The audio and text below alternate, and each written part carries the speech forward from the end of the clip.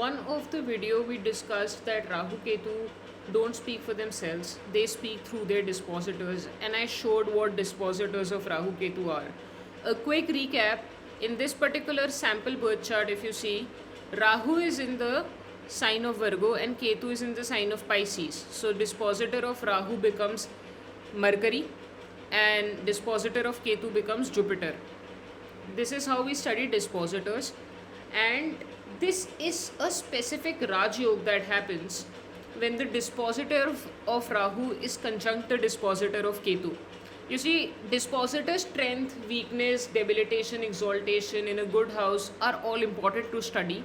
A specific kind of configuration happens in rare birth charts where the dispositor of Rahu and Ketu seem to be conjunct.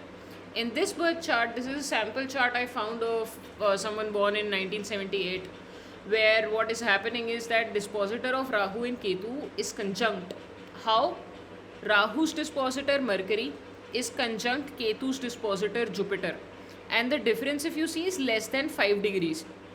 And if we see over here, Mercury and Jupiter, although they are in a different nakshatra, they are approximately less than 5 degrees in terms of difference between them. This is something that's important, because think about what Rahu Ketu actually represent. Rahu is hunger, ambition, the thing you chase, and Ketu is the release, the thing you've already mastered and must let go. But when dispositors conjoin, the separation collapses. The same planetary combination is now responsible for both your hunger and your surrender. If you see, this is exactly what's happening. And one special thing in this sample chart is Mercury is also in his own sign, in the sign of Gemini.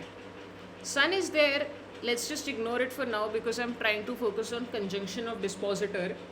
Some older Nadi texts also describe this in dramatic terms, almost like matter meeting antimatter. Two opposing energies colliding into the same space, sometimes appearing to cancel each other into a kind of charged stillness, and sometimes creating a release of intensity that reshapes the life. Mostly people agree that if the dispositors of Rahu Ketu are conjunct, this is a Raj Yoga. In this particular birth chart, whenever the dasha of Rahu or Ketu will activate, something specific given the 4-10 axis will happen. And 4-10 axis, I've made a separate video on that, I'll link it over here somewhere.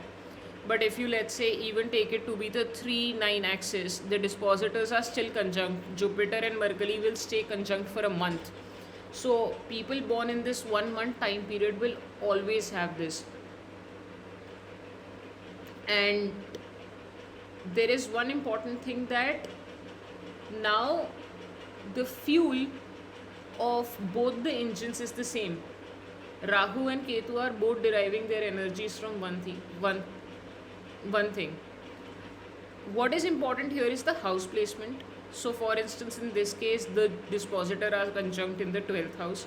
In the next case, dispositors will be conjunct in the 11th house. This is something that's important. Next thing you see is which one of the two dispositors is more powerful. Because it's the sign of Gemini where Mercury is sitting in his own house. So dispositor of Rahu in this sample birth chart is more powerful compared to Jupiter. And third, what sign they are in, because sign will color everything. It's the sign of Gemini, which means the house of Gemini is what is providing the combined fuel for both these engines to operate. So when you run these 3 checks, you are no longer walking into Rahu is decent and Ketu is decent. You're actually understanding the underlying mechanism. And again, this is important to understand that dispositors don't operate in isolation. They are in relationship with every other planet in your chart, including each other. And when these two dispositors are conjunct in a relationship, that's not a footnote. That is often the real engine of the whole natal story.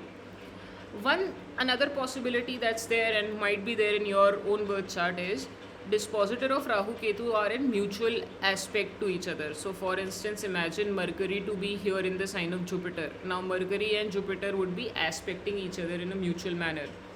This is fine. This in itself is a Raj Yoga as well, but you have to understand if they are conjunct, and closer the conjunction, the better the results there would be.